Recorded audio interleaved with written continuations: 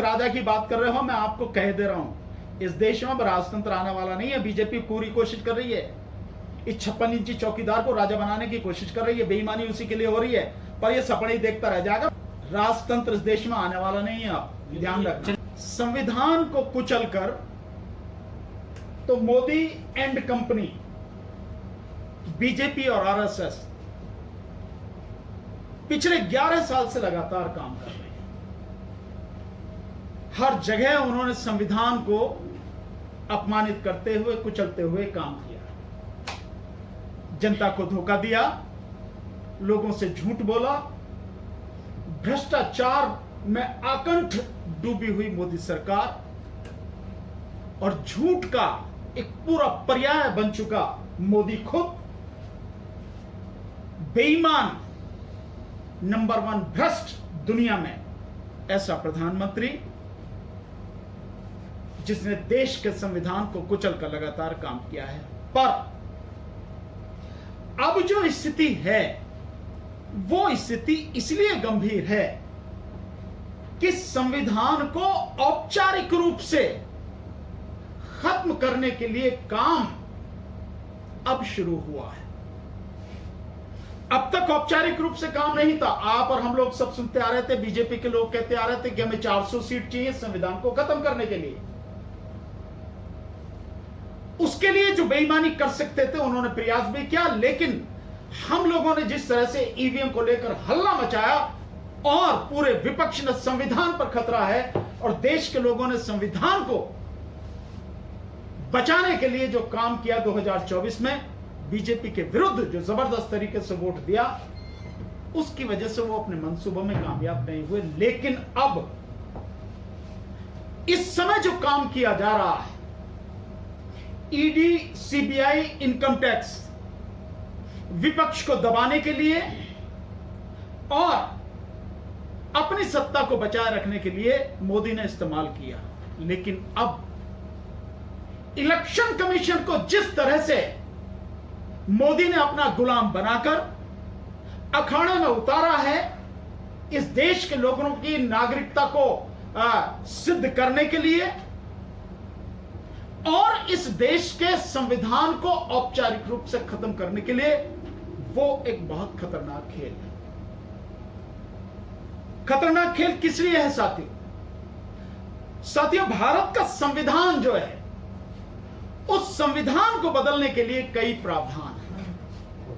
संविधान में संशोधन कुछ साधारण रूप से हो जाता है बहुमत से, कुछ में 2/3 बहुमत चाहिए और कुछ में जो उपस्थित सदस्य हैं उनका बहुमत प्लस 2/3 बहुमत और साथ में आधे से अधिक राज्यों की सहमति चाहिए। ये जो स्थिति है संविधान को बदलने की, यानी संविधान में संशोधन करने की, बीजेपी इस तक पहुंच नहीं पाई। यह सही है कि जो कानून उसने चाहा पास करा दिया, राज्यसभा में बहुमत न होते हुए भी पास करा दिया, लेकिन ये जो एक है कि न केवल 2/3 बहुमत चाहिए बल्कि आधे राज्यों की सहमति भी चाहिए। यह एक प्रावधान ऐसा है जिसकी वजह से बीजेपी संविधान को पूरी तरह से खत्म नहीं कर पाए।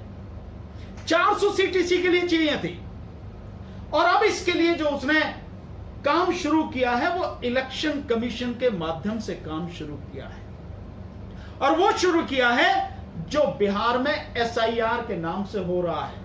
आप समझते हैं SIR, स्पेशल इंटेंसिव रिवीजन, यानी विशेष गहन पुनरीक्षण।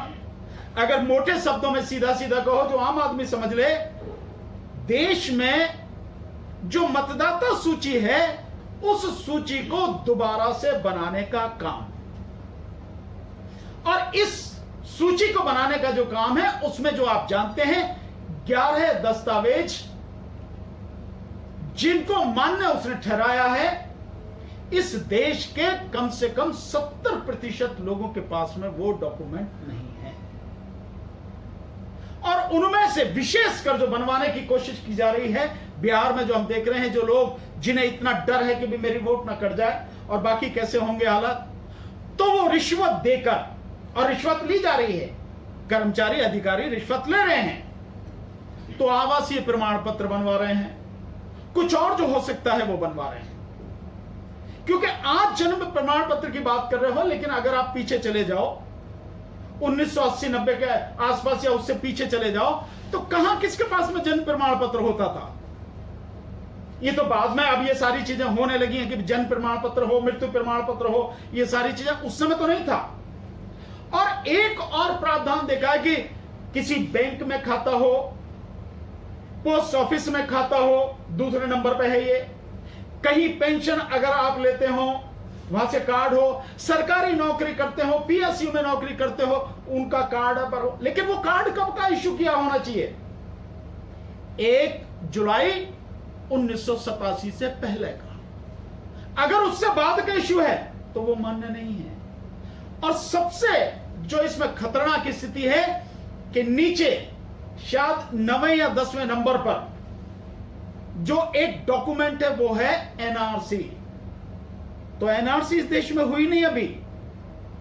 इस देश में नागरिकता का कहीं भी कोई भी काम सरकार की, किसी भी सरकार की तरफ से नहीं हुआ, कोई डॉक्यूमेंट, कोई पेपर एनआरसी का इस देश के लोगों को नहीं दिया गया। तो जो डॉक्यूमेंट दिया ही नहीं गया, असम में हुई 1600 करोड़ रुपए असम में खर्च किए एनआरसी के लिए, और बाद में वो एनआरसी खत्म कर दी गई। तो इस देश में कहीं एनआरसी हुई नहीं, तो आप एनआरसी का डॉक्यूमेंट कैसे मांग रहे हैं? क्या इलेक्शन कमीशन मूर्ख है? क्या इलेक्शन कमीशन को इतनी भी अक्ल नहीं है कि उसे कौन डॉक्यूमेंट रखना चाहिए?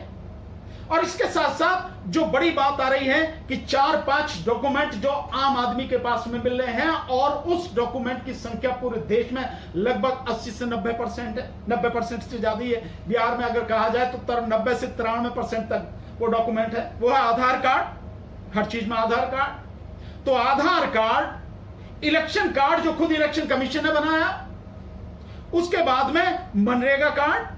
मनरेगा में कौन देता है? सैलरी कौन देता है? सरकार देती है, केंद्र सरकार के बजट से जाता है पैसा। लेबर कार्ड, ये सारे के सारे वो हैं 3-4 कार्ड, और आपका जो है राशन कार्ड। तो ये 5 तरह के कार्ड वो कार्ड हैं जिनको सरकार ही बनाती है, इलेक्शन कमीशन ने अपना कार्ड बनाया, जिसको बोल रहे हैं। तो तुम अपने बनाए कार्ड को नहीं माने, सरकार के बनाए कार्ड को नहीं माने। और मजेदार बात ये कि जो आधार कार्ड है उसी के आधार पर आज की तारीख में बाकी सारे डॉक्यूमेंट बन रहे हैं। जन्म प्रमाण पत्र बनवाओगे तो आधार कार्ड के आधार पर, राशन कार्ड बनवाओगे तो आधार कार्ड के आधार पर, बैंक में खाता खुलवाओगे तो आधार कार्ड के आधार पर, आप इनकम टैक्स देते हैं तो आधार कार्ड से आपका लिंक है, आप बच्चों को स्कूल में एडमिशन दिलाते तो आधार कार्ड के नाम पर, आप जो आवासीय प्रमाण पत्र बनवा रहे हो ये भी आधार कार्ड के नाम के माध्यम से। तो यानी जो एक बेस है, बाकी इन सारे डॉक्यूमेंट को बनाने का, आप उसको नहीं मान रहे, सुप्रीम कोर्ट के कहने के बाद भी नहीं मान रहे। अब इससे आगे देखिए जो सबसे ज्यादा बेशर्मी हो रही है, और मैं धन्यवाद देना चाहूंगा, एक सबसे ज्यादा धन्यवाद पत्रकार अजीत अंजुम साहब को, दूसरे में देना चाहूंगा दैनिक भास्कर की पूरी टीम को, उनके संपादक को, सबको, और इंडियन एक्सप्रेस को, जो धीरे धीरे अब सारी चीजें, वहां की सारी सच्चाई सामने ला रहे हैं। और सच्चाई क्या है? सच्चाई को देख के इस देश के इलेक्शन कमिश्नर को, चीफ इलेक्शन कमिश्नर को, और उसके साथ में 2 और जो इलेक्शन कमिश्नर हैं, चुल्लू भर पानी में डूब के मर जाना चाहिए बेशर्मों को। मतलब बेईमानी और बीजेपी के साथ मिली भगत और मोदी की गुलामी का नंगा नाच आज तक आपने कभी देखा नहीं होगा। गुलामी लोग करते हैं, मानते हैं, लेकिन पब्लिक का भी कुछ पर्दा रखते हैं। लेकिन एक व्यक्ति की गुलामी में पूरा भारत का पूरा इलेक्शन कमीशन जो है इस कदर डूब चुका है कि 140 करोड़ की जनता को धोखा दे रहा है सरेआम। और ये उसे पता नहीं है कि ये जनता अगर खड़ी हो गई तो अपने पैरों के तले ही कुचलती चली जाएगी। इसे तोप तमंचों की जरूरत नहीं है इस जनता को। आप और हम लगातार जो देख रहे हैं, 2-3 चीजें जो बड़ी महत्वपूर्ण आ रही हैं। इलेक्शन कमीशन की गाइडलाइंस कि बीएलओ 2 फॉर्म लेकर जाएगा। वो फॉर्म कौन से हैं? वो फॉर्म है जो पिछली वोटर लिस्ट है, और अगर बिहार के संदर्भ में हम कहें जनवरी में ही वो अंतिम वोटर लिस्ट समरी रिवीजन के बाद में तैयार हुई है, इसी 2025 में जनवरी में। उसी के आधार पर वो जो फॉर्म है जो दिए जा रहे हैं उनको देने हैं जो मतदाताओं को, वो उसी के आधार पर भरे हुए हैं। दोनों भरे हुए फॉर्म है, खाली नहीं है, भरे हुए हैं। लेकिन दो फॉर्म लेके जाएंगे, पराजीत अंजुम साहब की रिपोर्ट से और साथ में जो आप देख रहे होंगे दैनिक भास्कर की रिपोर्ट से आपके सामने बिल्कुल क्लियर है, दुनिया के सामने क्लियर है कि बीएलओ को केवल एक ही फॉर्म दिया जा रहा है, यानी बीडीओ, एसडीएम, एसडीओ और डीएम की तरफ से जो निर्वाचन अधिकारी हैं और सीईओ जो चीफ इलेक्शन ऑफिसर है बिहार का, केवल एक ही फॉर्म दिया जा रहा है, दो नहीं दिए जा रहे, जबकि उसको दो देने हैं और एक फॉर्म पूरा भर के उसे रिसीव कराना। क्यों रिसीव कराने की बात थी? इसीलिए कि कल जब फाइनल लिस्ट बन के आएगी वोटर लिस्ट, तो हर कोई अपने उससे देख सके, और अगर किसी का नाम उसमें नहीं है तो वो कह सके कि मैंने तो ये सारा सब कुछ था, आपकी रिसीविंग है। आज रिसीविंग नहीं है, तो जब रिसीविंग नहीं है, उसको फॉर्म दिया ही नहीं गया है, तो जैसे चाहो वैसे वोटर लिस्ट बना लो, जिसका चाहो नाम काट दो। और आपने कल ही देखा, कल की बड़ी जबरदस्त रिपोर्ट है, और रिपोर्ट क्या है? रिपोर्ट यह है फुलवारी सराय जो बिहार में पटना की जो बिहार की राजधानी है पटना से करीब 15-16 किलोमीटर है, उस फुलवारी सराय में जो जहां पे बीडीओ बैठे हैं, वो बैठे हैं आपके बीएलओ, तकरीबन 40 बीएलओ हैं एक रूम में, और बीएलओ के हाथ में ही वोटर लिस्ट है वो पुरानी, उसी में देख के वो अपने आप ही भर रहे हैं, कहीं देने नहीं जा रहे। 40 के लगभग बीएलओ, और ये अजीत अंजुम साहब ने अपने मोबाइल से रिकॉर्ड किया, 2.5-3 मिनट की पूरी वीडियो सबने देखी होगी, और उसमें साफ नजर आ रहा है न केवल भर रहे हैं बल्कि मतदाता के सिग्नेचर भी बीएलओ अपने आप ही बना रहे हैं। इससे ज्यादा इस देश के मतदाताओं के खिलाफ, इस देश के लोगों के खिलाफ और क्या जघन्य अपराध होगा। मैं समझता हूं अगर थोड़ी देर के लिए इंसानियत भूल जाए तो ऐसे इलेक्शन कमीशन को सूली पर चढ़ा देना चाहिए। जो अपराध किया जा रहा है, और जितने भी अधिकारी हैं, चाहे डीएम हो, चाहे एसडीएम हो, चाहे बीडीओ हो, जितने भी हैं, बीएलओ की बेचारे की कोई गलती नहीं, उसको तो जबरदस्ती कराया जा रहा। बाकी जितने अधिकारी हैं, इन सबको फांसी पर टांग देना चाहिए। यह अपराध, ये राष्ट्रद्रोह है, यह देशद्रोह का अपराध है। 140 करोड़ की जनता के साथ में यह अपराध किया जा रहा है। और जो ये मैंने आपको सारी चीजें बताई हैं, ये साथियों बिहार में ऐसा हो रहा है। बिहार चुनाव के बाद 6 राज्यों में होना है और उसके बाद पूरे देश में होना है। ये सब क्यों किया जा रहा है? अगर इसी तरह से एक और चीज इसी बीच में आई है, बहुत मजेदार बात, और वो मजेदार बात आई है, एक तो पटना की बताता हूं कि पटना में जो नगर पालिका है उसकी तरफ से भी एक फॉर्म दिया जा रहा है, घर घर में दिया जा रहा है, उसकी कोई ऑथेंटिसिटी नहीं है, पर फिर भी घर घर में उनके सुपरवाइजर जा रहे हैं, भरवा रहे हैं, लेके आ रहे हैं। ये किस लिए? क्या इलेक्शन कमीशन जवाब देगा किस लिए है? क्यों नहीं रोकेंगे? डीएम के माध्यम से कैसे भेजा जा रहा है ये सब कुछ? क्या साजिश है इसके पीछे? और एक और चीज आई है कि 35 लाख, ये इलेक्शन कमीशन के माध्यम से आया है, सूत्रों के माध्यम से। इलेक्शन कमीशन इस कदर निकम्मा, बेईमान हो चुका है कि सूत्रों के माध्यम से खबर दे रहा है। अबे इतना भी दम नहीं है, 56 इंची जो तुम्हारा चौकीदार है उसके होते हुए भी इतना दम नहीं है कि सच बोल सको और सबूतों के साथ बोल सको और बाकायदा प्रेस विज्ञप्ति निकाल के या आदेश निकाल के कह सको कि इतने लोग। अभी गिनती पूरी नहीं हुई, वोटर लिस्ट बनी नहीं है, सबके फॉर्म जमा नहीं हुए हैं, बावजूद उसके कैसे पता हो गया तुम्हें कि 35 लाख लोग इस लिस्ट में से गायब होंगे, 35 लाख लोगों के नाम हटाए जाएंगे? इतने बोगस हैं, इतने लोग बांग्लादेशी हैं, म्यांमार के हैं, नेपाली हैं। कैसे मालूम हो गया तुम्हें? कैसे मालूम हो गया कि 12 लाख लोग जो हैं वो मर गए हैं? अभी लिस्ट नहीं बनी तो 12 लाख लोगों के मरने की बात कैसे मालूम? 14 लाख यहां से परमानेंटली बाहर चलेंगे बिहार से, कैसे मालूम होगी? कहां से आंकड़ा तुम्हारे पास? 6 लाख जो लोग हैं जिन्हें तुम बता रहे हो कि उनके नाम डुप्लीकेट, कैसे मालूम हो गया तुम्हें? ये जो सब कुछ किया जा रहा है, इसके पीछे साजिश क्या है? साजिश ये है साथियों कि इसके माध्यम से बीजेपी उन तमाम वोटों को काटेगी। बीजेपी में इसलिए कह रहा हूं कि अब इलेक्शन कमीशन बीजेपी का ही एक अंग बन चुका है और कुछ नहीं है। इलेक्शन कमीशन इसमें से उतनी वोटें काटेगा, करोड़ों की संख्या में पूरे देश में वोट काटेगा और फर्जी वोटें बीजेपी की बनाई जाएंगी ताकि वो 400 सीटें आने वाले 2029 के चुनाव में पा सके। ये 2029 के चुनाव की तैयारी है। आप ये मत समझना कि बिहार के चुनाव की तैयारी है।